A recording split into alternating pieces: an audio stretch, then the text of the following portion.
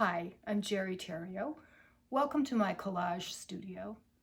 Today I want to talk about a few of the materials that I really like to use and show you some examples. I'm going to start with magazine pages. Sometimes a magazine page is almost a work of art in itself. So here's an example. The only material here that I added to the page with the glue, I ripped up a single page from National Geographic and arranged it on the page. It's a little bit time intensive. It takes time to rip and then to place it, but it really yields some interesting results. I have another example of the same technique. This took more time, and it's more than one page from a magazine, also National Geographic. Here I mixed 3 or 4 different pages.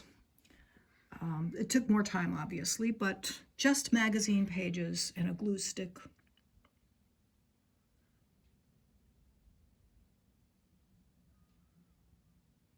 And you can see how the ripped edges and the white space between the rips help create the art. And it's quite fun.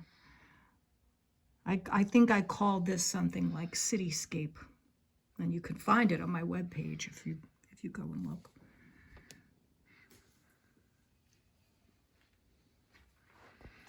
Another type of art or exercise can be made with the purely junk paper.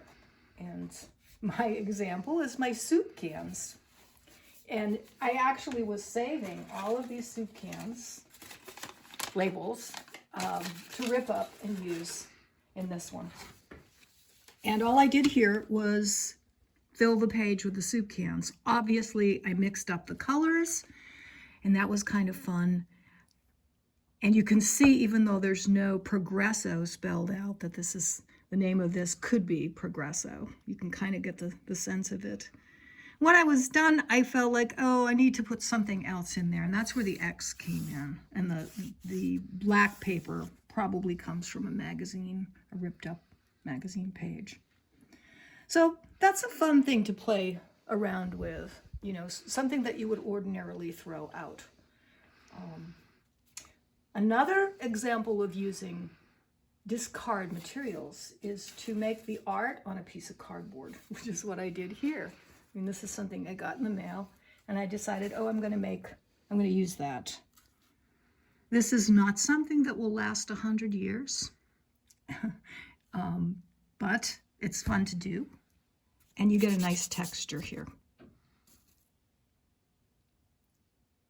I shared this one on Facebook, so the soup cans too, so you can check that out if we're friends on Facebook. If we're not, you should friend me. This is an example of a larger work made some years ago using waste paper. This is a Whole Foods grocery bag, and quite abstract. Some tissue paper here. And this is the kind of tissue paper, particularly the white one, that you get if you buy a sweater or fancy underwear and it gets wrapped up in the store. So it's waste material. So I'll just show you a couple of other recent ones. And that's this one here. You can see the shape of this. This is called beach glass, also on Facebook. And this is a quick one. There's a little flaw here, but so I think I'm going to leave it at there for this time. Next time we'll talk about some more materials and the shapes that you make on the page. Thank you.